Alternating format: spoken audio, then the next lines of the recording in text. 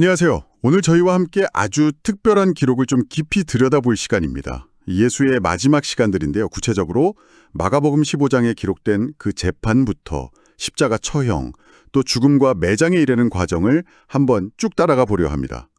저희가 하려는 건 이 기록된 이야기 속에 나오는 사건들의 순서, 또 관련된 인물들, 그리고 본문이 전하는 구체적인 세부 사항들을 아주 면밀히 살펴보는 거예요.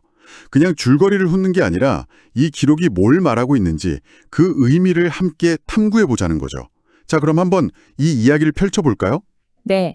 오늘 다룰 자료는 사실 특정 신념 체계 안에서는 정말 결정적인 중요성을 갖는 사건들을 담고 있습니다. 그래서 저희 접근 방식은요, 이 기록 그 자체에 한번 집중해 보자는 겁니다. 어떤 정치적 해석이나 종교적 해석을 막 덧붙이기보다는 본문에 나와 있는 그대로 그 내용을 이해하고 또 그 안에서 드러나는 의미를 파악하는 데 좀 더 초점을 맞추겠습니다. 좋습니다. 이야기는 동이틀 무렵 굉장히 긴박하게 시작되죠. 대제사장들하고 장로, 서기관, 그러니까 당시 유대 사회의 지도자들이 예수를 결박해서 로마 총독 빌라도에게 넘기는 장면부터 나옵니다. 여기서 빌라도가 던지는 첫 질문부터가 좀 의미심장해요. 네가 유대인의 왕이냐? 네.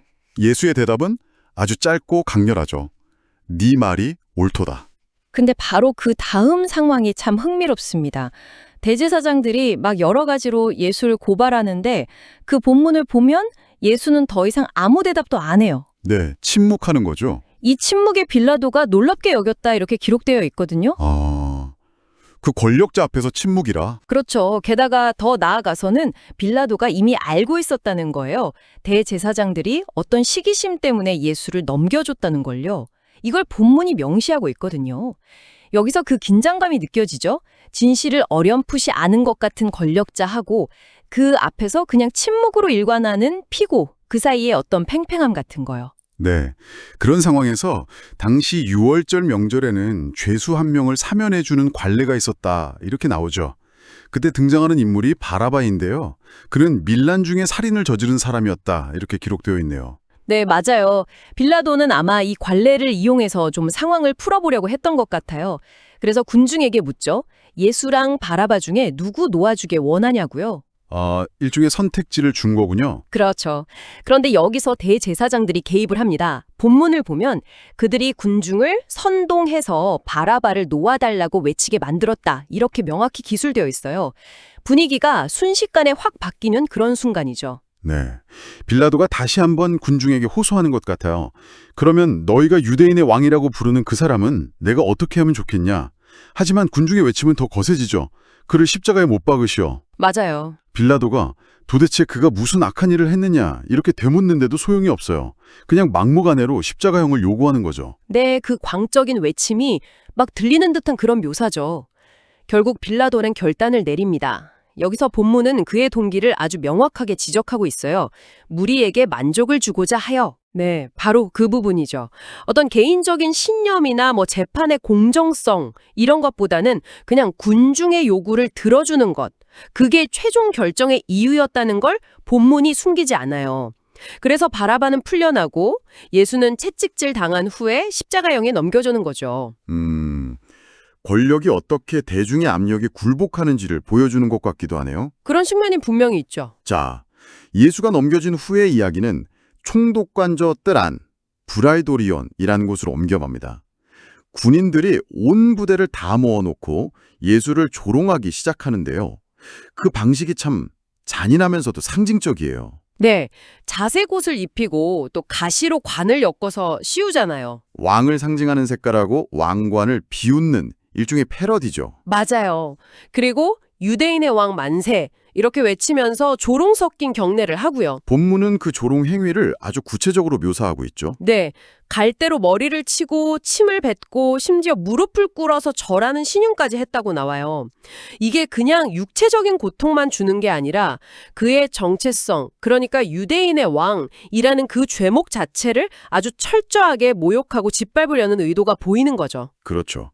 그런 모욕적인 조롱이 다 끝난 후에야 자색옷을 벗기고 그의 원래 옷을 입혀서 십자가 처형장으로 끌고 나갔다고 기록하고 있습니다. 네. 처형장인 골고다. 그 뜻이 해골의 곳이라고 하죠. 그 장소로 가는 길에 좀 예상치 못한 인물이 등장합니다. 구레네 사람 시몬인데요. 심지어 알렉산더와 루포의 아버지라고 구체적으로 신원까지 밝히고 있어요. 네, 그렇죠. 이 사람이 밭에서 오다가 강제로 예수의 십자가를 대신 지게 되었다고 나오죠. 네. 이 짧은 기록만으로는 그 사람의 심정이나 정확한 상황을 다 알 수는 없지만 어쩌면 그의 등장이 예수의 육체적 상태가 이미 한계에 이르렀다는 걸 좀 암시하는 것일 수도 있겠다는 생각이 들어요. 아, 그럴 수 있겠네요. 이미 너무 지쳐서 십자가를 지고 갈 수 없는 상태였을 수도. 네. 그리고 골고다에 도착했을 때 사람들이 모량을 탄 포도주를 예수에게 주었다고 하죠. 이게 보통 고통을 줄여주는 일종의 마취제 역할을 했을 거라고 보는데요. 예수는 받지 않았다고 기록되어 있습니다. 고통을 피하지 않으려 했다는 걸까요? 그렇게 해석될 수도 있겠죠. 이후에 군인들은 예수를 십자가에 못 박고 그의 옷을 제비 뽑아서 나누어 가졌다고 하고요. 그때가 제3시, 그러니까 오전 9시경이었다고 시간까지 명확히 기록한 점, 이것도 이 사건의 어떤 역사성을 좀 강조하려는 의도가 아닐까 싶습니다. 네, 오전 9시. 그리고 예수의 십자가 위에는 유대인의 왕이라는 죄패가 붙었다고 하죠. 그렇죠. 로마 당국이 그를 처형하는 공식적인 이유를 딱 공표한 셈인데요. 아이러니하게도 그게 예수가 빌라도 앞에서 시인했던 바로 그 칭호였잖아요. 맞습니다. 그리고 강도 두 사람이 그의 좌우편에 함께 십자가에 못 박혔다고 기록되어 있고요. 십자가 위에서도 조롱은 멈추지가 않네요. 지나가던 사람들이 머리를 흔들면서 비웃었다고 해요. 아하! 성전을 허물고 사흘 만에 짓겠다던 자여. 네 자신이나 구원해서 십자가에서 내려와 봐라. 이렇게요. 네, 과거 발언까지 끄집어내서 비꼬는 거죠. 여기서 특히 좀 주목할 점은 조롱하는 사람들과 그 내용인 것 같아요. 그냥 일반 궁중뿐만 아니라 대제사장들하고 서기관들까지 가세하거든요. 맞아요. 그들은 서로 막 얘기해요. 저 사람이 남을 구원했다면서 자기는 구원 못하네. 이스라엘의 왕 그리스도라면 지금 십자가에서 내려와 봐라. 그럼 우리가 보고 믿겠다. 이런 식으로요. 심지어 함께 못 박힌 강도들까지 예수를 욕했다고 하죠. 네, 이 모든 조롱은 그냥 단순한 비난이 아니라 그의 정체성, 또 메시아로서의 능력에 대한 아주 근본적인 도전인 거죠. 네가 진짜 그 사람이라면 증명해봐라 이런 요구인데 역설적으로는 그가 누구인지를 다시 한번 상기시키는 역할도 하는 것 같아요. 그렇군요. 시간이 흘러서 정오, 제6시가 되니까 온 땅에 어둠이 임했고 이 어둠이 오후 3시, 제9시까지 계속되었다고 기록합니다. 네, 3시간 동안 어둠이 지속된 거죠. 이 어둠 속에서 오후 3시에 예수께서 큰 소리로 외치셨다고 나와요. 엘리 엘리 라마 사박다니. 운문은 이 아람어 외침의 뜻을 친절하게 번역해 주죠. 나의 하나님, 어찌하여 나를 버리셨나이까? 라고요. 아, 그 절규? 네. 그런데 이 절규마저도 오해를 낳습니다. 곁에 있던 사람들 중에 일부는 엘리라는 발음 때문에 그가 엘리야 선지자를 부른다고 생각해요. 아, 발음 때문에. 네. 그래서 한 사람은 해면에 신 포도주를 적셔서 마시게 하려고 하면서 가만두어라. 엘리야가 와서 그를 내려주나 한번 보자. 이렇게 말하기도 하죠. 정말 극심한 고통 속의 외침인데 그것마저 조롱과 오해의 대상이 되는 참 비극적인 상황이네요. 그렇죠. 당시 사람들의 어떤 기대나 이해의 한계를 좀 엿볼 수 있는 그런 대목이기도 하고요. 그리고 바로 그 순간 예수께서 다시 한번 큰 소리를 지르시고 숨을 거두십니다. 네. 그의 죽음과 정확히 같은 시점에 아주 놀라운 사건이 기록되죠. 성전 안에 있는 성소와 지성소를 가르던 그 거대한 휘장이 위에서 아래까지 그냥 쫙 둘로 찢어졌다는 겁니다. 네, 이 상징적인 사건은 보통 어떻게 해석되나요? 전통적으로는 하나님과 인간 사이의 장벽이 이제 허물어졌다. 이런 해석이 주로 뒤따르죠. 아, 그렇군요. 그런데 그 휘장이 찢어지는 극적인 사건 직후에 정말 예상치 못한 인물의 반응이 기록되어 있어요. 네, 바로 그 로마 백부장이죠. 예수를 딱 마주보고 서 있던 사람이요. 네, 그 백부장이 예수의 죽음을 보고 이렇게 고백합니다. 이 사람은 진실로 하나님의 아들이었도다. 이게 참 대단한 고백이죠. 이방인이잖아요. 로마 군인이고 어떻게 보면 처형 집행 책임자인데 그의 입에서 나온 이 고백이 이 이야기 전체에서 아주 중요한 전환점이 된다고 볼 수 있습니다. 온갖 조롱과 불신 속에서 나온 역설적인 신앙 고백이니까요. 정말 그렇네요. 한편 이 모든 과정을 멀리서 지켜보던 여성들이 있었다고 또 기록되어 있습니다. 막달라 마리아, 또 작은 야고보와 요새의 어머니 마리아, 그리고 살로메 같은 이름들이 구체적으로 언급되고요. 네, 이들은 갈릴리에서부터 예수를 따르면서 섬겼던 사람들이고 그 외에도 많은 여인이 예루살렘까지 함께 올라왔다고 덧붙여서 기록하고 있어요. 다른 제자들은 다 흩어진 것 같은 그런 상황에서 이 여성들의 꾸준한 현존이 좀 두드러지는 것 같습니다. 맞아요. 끝까지 자리를 지킨 거죠. 자, 이제 날이 저물어서 안식을 전날인 준비일이 되자 또 다른 인물이 용기를 내서 등장합니다. 아리마대 사람 요셉인데요. 그는 존경받는 공회원이었고 하나님의 나라를 기다리는 자였다고 소개가 되죠. 네, 이 사람이 빌라도에게 당돌하게, 그러니까 담대하게 나아가서 예수의 시신을 내어달라고 요청합니다. 이게 사실 쉬운 일이 아니었을 거예요. 당시에 예수는 로마의 반역한 죄목으로 처형된 거잖아요. 그렇죠. 그러니까 그의 시신을 요구한다는 건 자칫하면 나도 같은 편이요 하고 오해받을 수 있는 굉장히 위험한 행동이었을 겁니다. 그래서 아마 당돌하게라는 표현을 쓴 것 같아요. 네, 그럴 수 있겠네요. 빌라도의 반응도 좀 흥미로운데요. 예수가 벌써 죽었는지 좀 의아해하면서 백부장에게 확인까지 했다고 나오죠. 네, 십자가형이라는 게 때로는 며칠씩 고통이 이어지는 그런 처형 방식이었기 때문에 비교적 빠른 죽음에 빌라도가 놀란 것은 당시 상황을 좀 반영하는 현실적인 반응일 수 있어요. 아, 단순히 빨리 죽었다는 사실 자체에 놀란 걸 수도 있군요. 그렇죠. 확인한 다음에 시신을 요셉에게 내어주고요. 이 확인 절차가 어쩌면 예수의 죽음이 정말 실질적이었다는 것을 강조하려는 기록의 의도일 수도 있겠다 싶습니다. 그렇군요. 요셉은 이제 세마포를 사서 예수의 시신을 내려서 정성껏 쌉니다.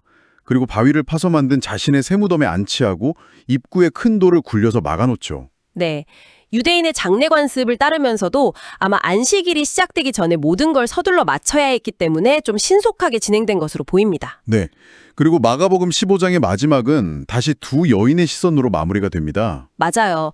막달라 마리아와 요새의 어머니 마리아가 예수의 시신이 안치된 곳을 지켜보았다는 기록이죠. 이분들은 예수의 십자가 처형부터 죽음, 그리고 이제 무덤에 안치되는 그 순간까지 계속 지켜본 중요한 증인으로 딱 자리매김하는 것 같아요. 네, 그렇죠. 이들의 그 마지막 시선이 어쩌면 이후의 이야기, 그러니까 빈 무덤 이야기로 이어지는 아주 중요한 연결고리가 되는 셈입니다. 네. 오늘 저희는 마가복음 15장에 기록된 예수의 마지막 시간들을 정말 한 걸음 한 걸음 함께 따라가 봤습니다. 빌라도의 재판정에서 보였던 그 군중 심리라든지 권력의 타협, 또 병사들의 잔인한 조롱, 십자가 위에서의 고통과 외침, 그리고 그를 둘러싼 정말 다양한 인물들의 반응들이 있었죠.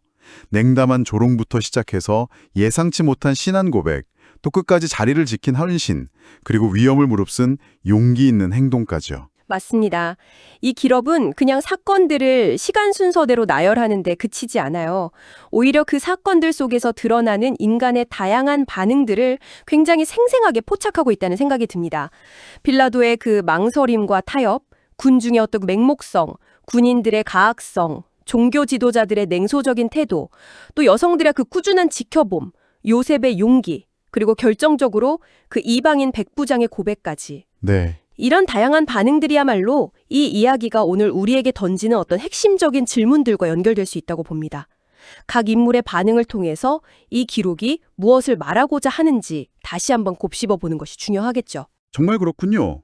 예수의 마지막 순간을 둘러싸고 마치 인간 군상의 파노라마가 펼쳐지는 것 같다는 생각도 드네요. 조롱과 무관심, 두려움과 호기심, 슬픔과 헌신, 그리고 가장 어두워 보이는 순간에 터져나온 어떤 뜻밖의 믿음까지. 오늘 이 기록을 함께 살펴보시면서 여러분에게는 어떤 인물의 반응이 가장 강렬하게 다가왔나요? 혹은 이 기록이 이토록 다채로운 인간의 반응들을 통해서 궁극적으로 무엇을 강조하고 있다고 느끼시는지 잠시 스스로에게 질문을 던져보시는 것도 좋을 것 같습니다. 그것이 오늘 우리가 함께 나눈 이 이야기의 의미를 좀 더 깊게 만들어주지 않을까 생각합니다.